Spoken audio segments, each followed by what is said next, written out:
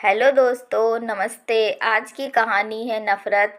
दोस्तों, वैसे तो हम अपनी माँ से बहुत प्यार करते हैं, लेकिन बचपन में माँ जब हमें पढ़ने के लिए कहती है तो वह हमें बिल्कुल अच्छी नहीं लगती। मेरा नाम माही है। मुझे अपनी माँ से बहुत नफ़रत थी, क्योंकि माँ ने मुझे पढ़ाने के लिए मुझे बहुत प्यार करने वाले पापा से दूर कर दिया था।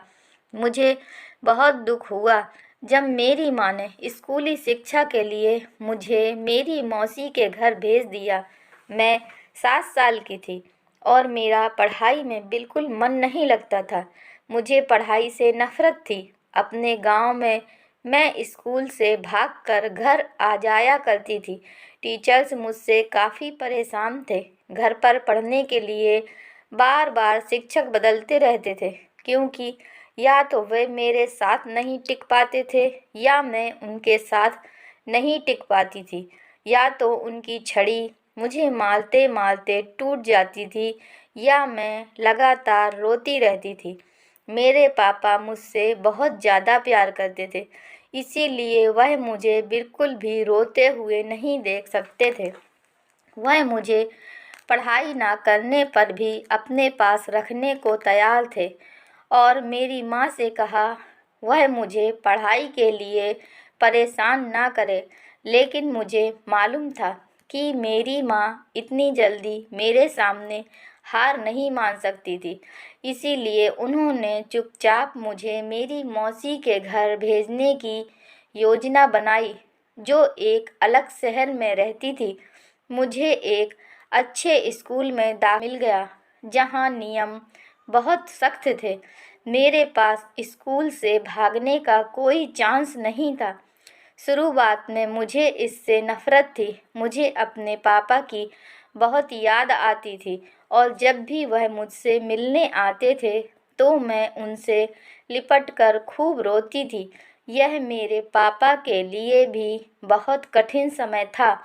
मेरी माँ की सभी ने बहुत बुराई की और उन्हें पत्थर दिल महिला कहा गया, जबकि यह मेरे जीवन का एक महत्वपूर्ण मोड़ था।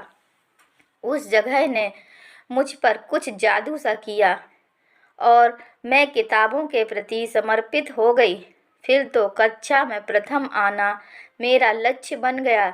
मेरी माँ का प्रयास मेरे लिए आशीर्वाद साबित हुआ और मैं पढ़ लिख कर अपनी मंजिल को हासिल कर लिया।